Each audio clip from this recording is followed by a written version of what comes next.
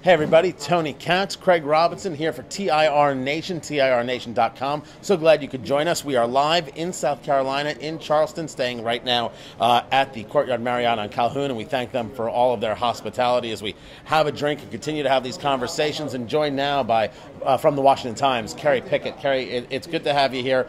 You were just saying that you're not a believer in the conventional wisdom of who won last night's debate in Myrtle Beach. Well, I mean, I know everyone's going around saying that Newt Gingrich was the winner of last night's debate. And look, I'm not going to necessarily say that he lost. He certainly had a lot of good zingers in there. The back and forth that he had with Juan Williams was certainly a lot of fun to watch it. In one of my tweets, I was like, wow, I'm almost half expecting to see the cable news boxes just pop up, and all of a sudden you see Juan Williams and Newt Gingrich all of a sudden go at it with each other. But you know what, though? I think that the winner of that debate, regardless of how you feel about him, was Mitt Romney, because in the end, he's still, double-digit lead here in South Carolina. And if he ends up winning this state, who cares who won the debate? That means he's the big winner, and that means that Florida, where he is still double digits in the polls there, is going to line up behind him, as will many other states. So what do you think a candidate needs to do to engage Romney in a way that would impact the eventual outcome in the South end Carolina? result? You know, that's very tough to say, because at this point, you know, we were just talking about before that Ron Paul is going to be staying in this race till the very end, up until Tampa. As long as Ron Paul is that blocker, yeah, it's going to be very tough for those other candidates to really break through. And on top of that, if Santorum and if Gingrich hang around there for as long as possible, they're going to split that conservative vote. So here you have Ron Paul, Gingrich, Santorum, all sort of fighting to be that sort of genre that they want to be. And you have Santorum and Gingrich, of course, being that anti-Romney person, and then Ron Paul being just Ron Paul. You know, Romney just loves all that sort of fighting over there. And on top of that, all those people who are anti-Romney for the longest time, and they said like, oh, we hate Romney, and you know what, he's not conservative enough. Guess what? They're all fatigued, and they're sick and tired of it, and they're throwing up their hands. But you don't think that the poll numbers, and I've been saying this, and I said this on the radio show, all the poll numbers don't matter. They don't matter after last night. Last night was this very interesting conversation, this twofold of seeing Gingrich at full strength, seeing a rejuvenated Rick Perry for whatever that's worth, and seeing a Mitt Romney who didn't answer perfectly, who stumbled on the tax return question, who was able, as Craig alluded to in one of our earlier videos, which you can see at TIRNation.com, allowed himself to be walked into a trap by Santorum, who did it perfectly and effortlessly. You don't think that's going to have a play in the numbers that we'll see tomorrow? You know what? It could have a couple of dents here and there, but we're talking about a double-digit lead. And that is going to be very tough to come through.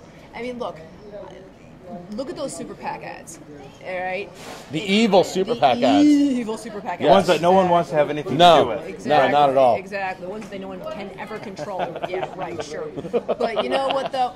I'm telling you, even if they ding him a couple of points here and there, honestly, I don't see him moving down a whole lot. I think that if people get behind Romney, it'll be simply out of, like I just said, fatigue. People are getting tired. They're throwing up their hands. They're getting sick of the robocalls. They're getting sick of the ads.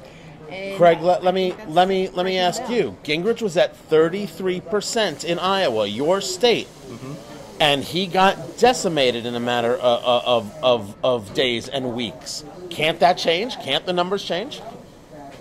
In Iowa, definitely it happened, but in South Carolina, we're already seeing these ads being run, and we're not seeing those numbers drop as much. I think Gingrich has this kind of home field advantage that he didn't have in a state like Iowa, and so he's able to maintain those poll numbers.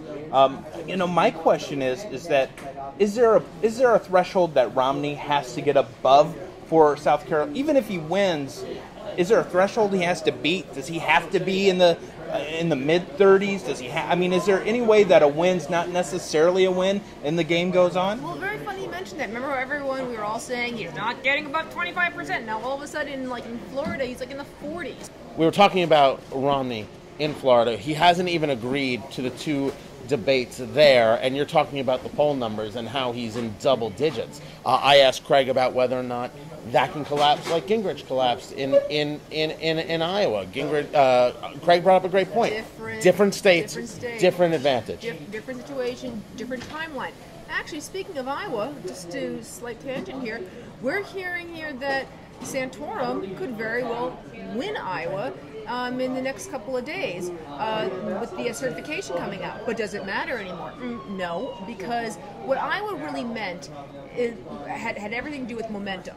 It was more about getting lower polling candidates to really catapult themselves. But doesn't it help a candidate like Santorum though separate from Gingrich? Because that's a battle that's going on, and all of a sudden Santorum could come out and say, "Look, I've gone head to head with Mitt Romney and I beat him.